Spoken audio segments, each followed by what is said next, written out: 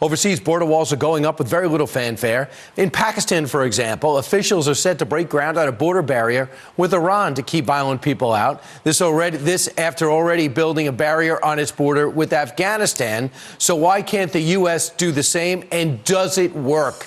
Here to weigh in, Todd Bensman, who at the Center for Immigration Studies. Todd, no doubt about it, when Iran gets hit with a suicide bomber at their border, a fence is going up. And no doubt about it, when you have no control over a tribal area, the way to protect your people is to put a fence up.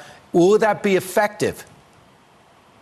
Well, that's the problem with Pakistan and Afghanistan. It's a terrorist infiltration border nightmare between Afghanistan and Pakistan, where you have the Taliban and the Al-Qaeda network and Al-Qaeda moving back and forth between those two borders for years and years. Pakistan is finally putting up a very long, pretty stout wall between those two countries. It's going to be 1,600 miles long, costs about $500 million. And that should probably put a pretty good into the cross-border pattern of travel there. And you also note that in Hungary, they were worried about 400,000 migrants, illegal immigrants coming into their country. So what they did is didn't wait for permission from the EU or anybody else. They put up a fence. They put up a wall. And how effective has that been? That's right. I just came back from Hungary. I visited that wall and toured it. In 2015, there was the migrant crisis that was, sending millions of migrants from Muslim-majority countries right into Europe. They were passing through Hungary.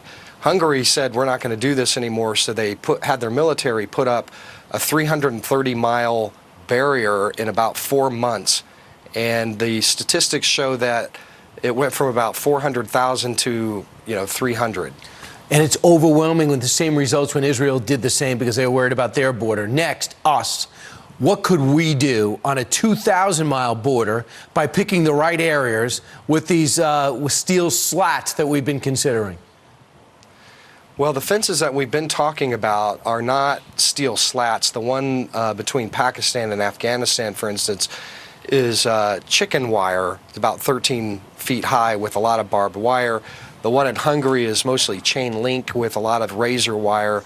What we're talking about doing is a series of variations of border wall. Just to give you an idea, between 2006 and 2009, the United States was able to put up about, I want to say, about 550 miles of border in a pretty short period of time with vehicle barriers. It took a little bit of time. Different kinds of walls require different kinds of installation. Of course, we have legal issues, eminent domain and things like that as well, to contend with that Pakistan doesn't have to worry about, and Hungary neither. So let me see. Looking back, Todd, Bill Clinton built some of the wall. George Bush built some of the wall. Barack Obama built some of the wall. Donald Trump wants to finish the wall. And that's the problem, it seems, because his name is President Trump. Todd Bensman, it's working around the world. It seems to be able to be working here if we go ahead and do it. Thanks so much for joining us today. Appreciate your expertise.